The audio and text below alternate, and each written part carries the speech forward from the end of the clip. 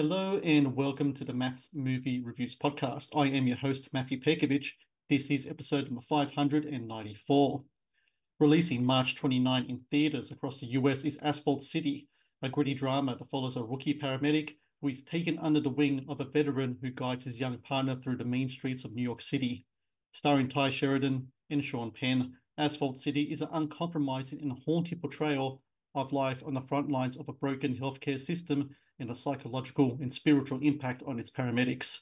And joining me now is the director of Asphalt City, Jean-Stéphane Sauvaire. Jean-Stéphane, thank you so very much for your time today. Nice to meet you, and nice to be here.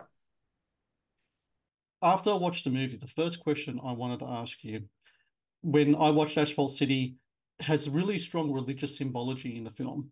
One of the things that really stands out to me is the picture of St. Michael the Archangel in Ollie's room. What I wanted to know was, did Ollie himself, the character, put that photo up, or is that something that came with the room? I was really curious about that.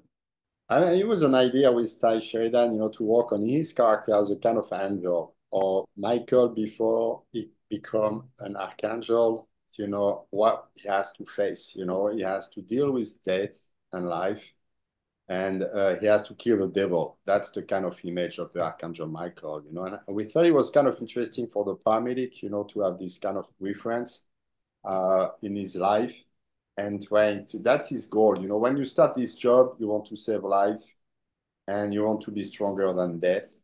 And we thought for this reason, the Archangel Michael was interesting to deal with because it's a movie, a lot of chaos and hell and city and noise and stuff. And we wanted to add this kind of more spiritual aspect of it.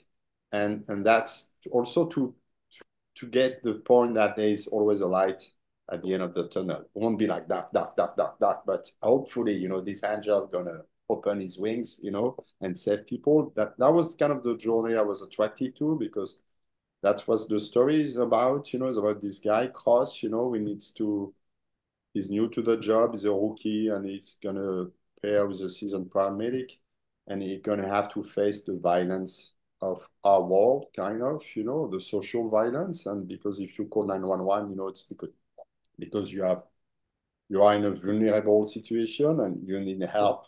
And this guy, they come trying to save life and help people. And that's what the film is about, about this kind of world we are living in.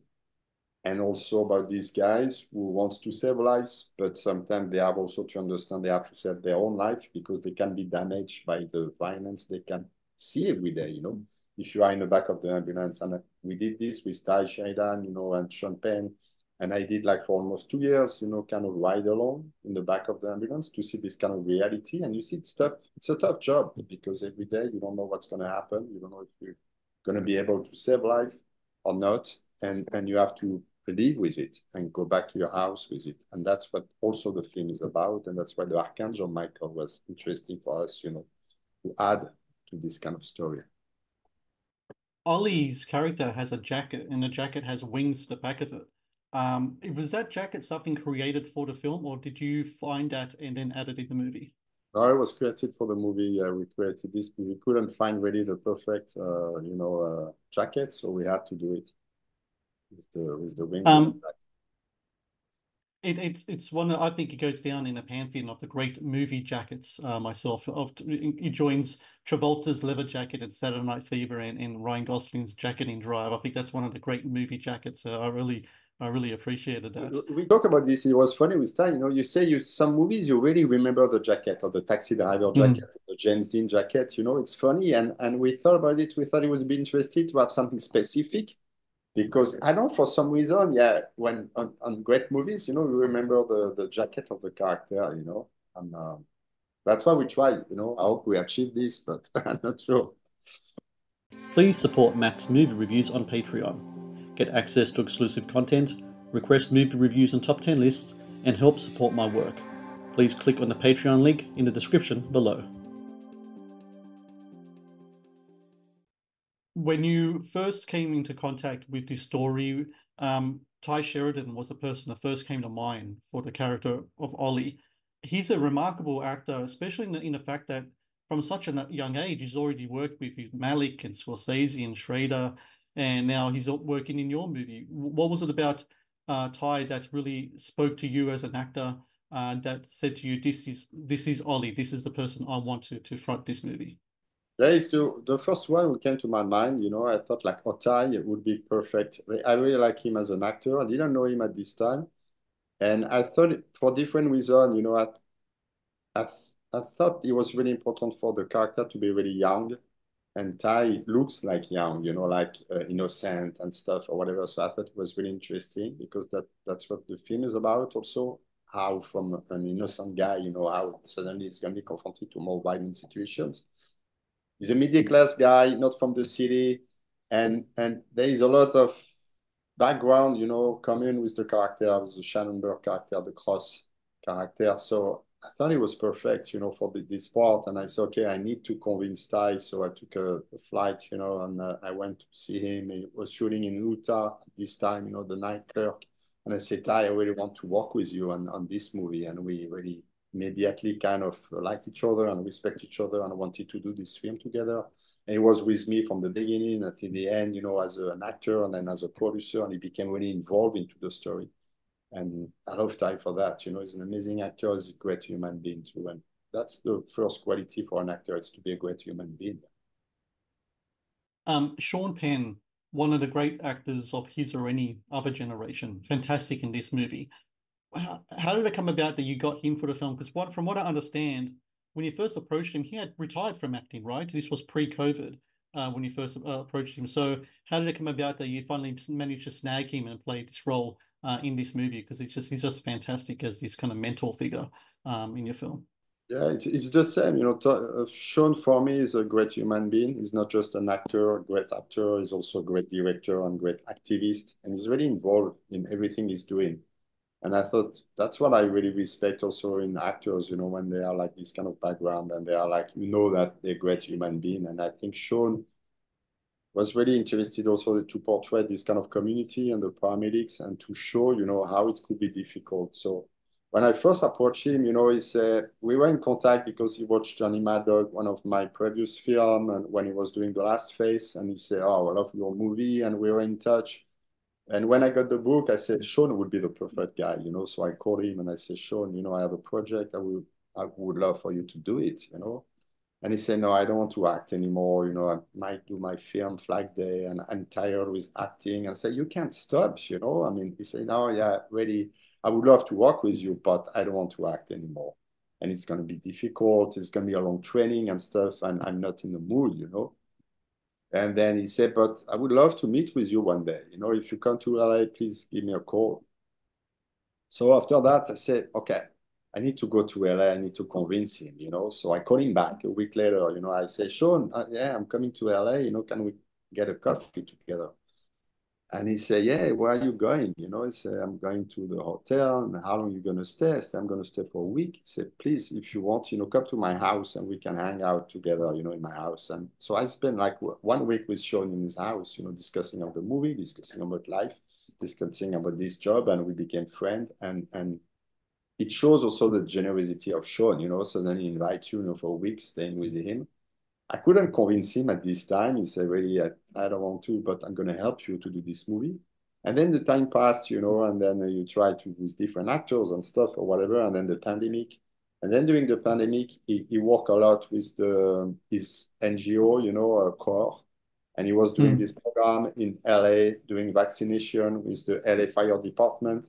So he was involved with all these people, this community, the first responder community. And suddenly he also realized, how great these people are and how little we know about these guys.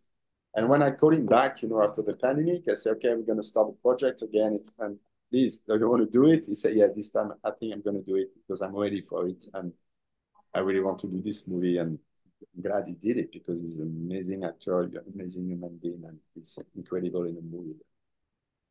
The Matt's Movie Reviews podcast is brought to you by TeePublic. TeePublic is the world's largest marketplace for independent creators to sell their work on the highest quality merchandise. With over 1.2 million designs, TeePublic is sure to have something you love. I know Sean likes to do intense preparation for his performances. You mentioned before you did a ride along in Brooklyn for a couple of years. Did Sean and Tye do something similar to that as well? Did they hang out with paramedics, see how they go and went about their day-to-day business? What type of preparation did they have for these roles? Yeah, they both did this kind of preparation. Sean first, in Los Angeles because he knew the fire department, so he started training there. And then Tye came to New York, and we did some ride along together. And then they came, both of them, before the shooting, like a month or two before the shooting, and we did a lot of ride along. And they had also session trainings with paramedics because they really wanted to be exact, and details and stuff about how to do an IV, how to intubate. All this is kind of difficult. And I remember Sean told me, and during the movie, it's okay. We shot, 23 days, so it's so short, so I'm going to have the time for that. But it can be 1 year of preparation to be a seasoned paramedic. And he was really involved and immersed. And so it was funny to see him in the back of the ambulance going and riding along, in Brooklyn and learning everything, and Tye did the same, they were really, really, really involved. And it was difficult for them because I like to shoot, long sequence shots. So from the beginning and the patient and then until the end. So they had to carry bodies. I mean, get out of the ambulance, carry the bodies and go back to the ambulance. One shot. So sometimes it's 10 minutes. So you basically, for a paramedic, it's kind of easy. For an actor, you have to learn exactly everything, how to get the stretcher out, how to do the IV, how to do everything. And they play this kind of game, and it was great because I like as a director, when you shoot a scene, I like to believe to the scene. I say, okay, that's realistic. Now we can shoot. So we shoot mostly 360 with the people, the chaos, because I think also to keep the rhythm in a movie, in a scene, if you want to keep this kind of emergency rhythm, I think it's important to do one shot. And also because like this, everyone is focused on it. The actors can be more focused. The DP is focused because he has to follow and stuff and being really precise, and actor, they have to do everything in detail.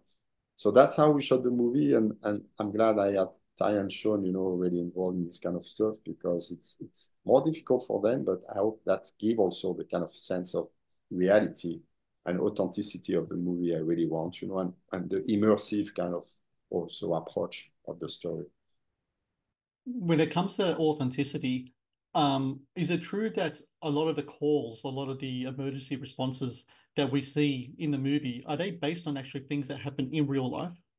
Yeah, based on real life. I mean, I experienced most of the call, in this that then I had to shoot in a movie, and beside of the pregnant woman and stuff, some specific calls from the book from Shannon Burke, but most of the call, yeah, that's the reality of the job. And for me, I feel like as a director, I'm just here to translate the reality. So I need to be inside the ambulance, live this kind of experience as the character, and then trying to be able to recreate this, as a film director. But if you haven't been inside the ambulance and just recreate because of what you think could be interesting for the movie, it's different. It's a different approach. I like the reality in the sense of trying to understand this reality because people can say, oh, it's dark and stuff. Yeah, but that's the reality. So you can do just an entertainment, about these kind of calls and job and stuff. They are like dealing with death and life every day in the back of the ambulance. They are living in, like a cube like this. And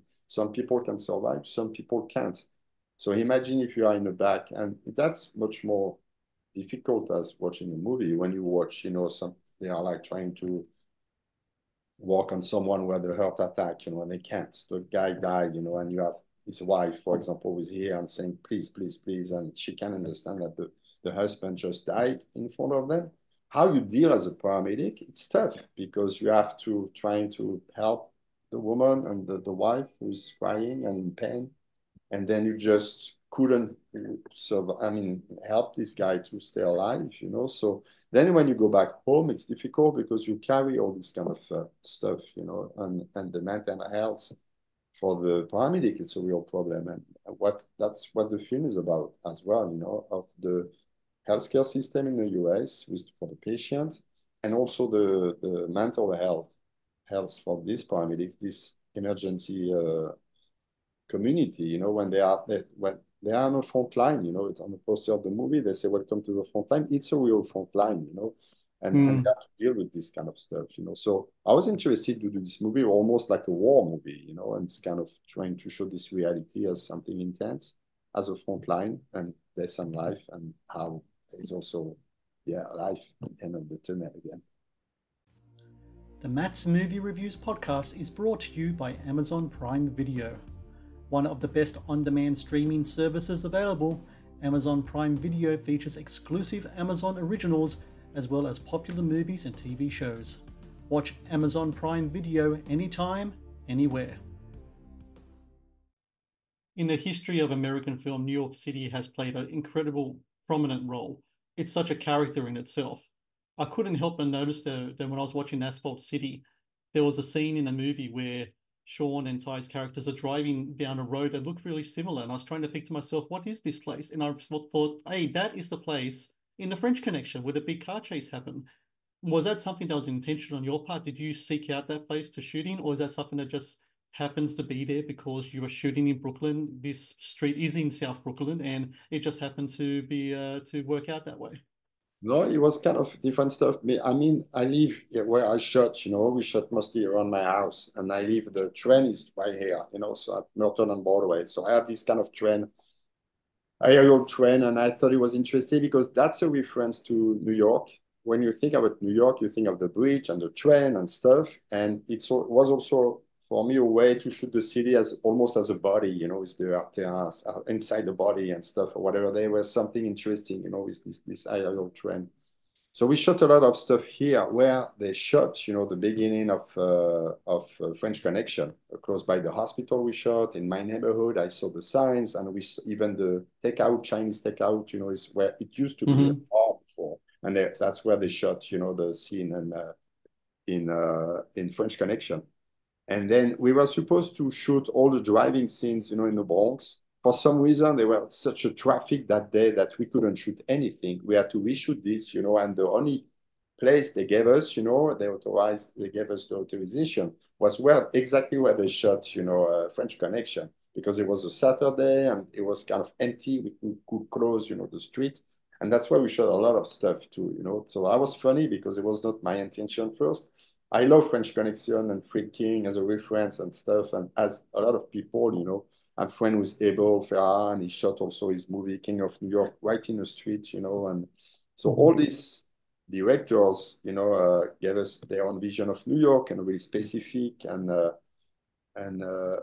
Lumet and Pollack and Scorsese and Cassavetes, you know, with Gloria shooting like this in the street and stuff or whatever. So as a director, it's difficult because you say, oh, yeah, there's so many great movies about New York. How am I going to shoot it, you know? And then I said, okay, let's shoot in my neighborhood and my life, you know, as the New York I can see every day, and trying to keep the postcard of New York sometimes, you know. And we changed in the book, you know, the character was living, I think, also in Manhattan, and I thought, okay, if we change from the book, you know, and shooting in Brooklyn, and also him living in Chinatown, we can have this bridge, and we can have this kind of New York, you know, to recreate this kind of New York of cinema, but also the real New York of these days, you know, the Brooklyn, the New York, which kind of disappeared too, you know, in Bushwick and East New York. It's changing a lot, you know, there's the gentrification and all this, but there's still this vibe of the 1890s, which we all love from movies, you know.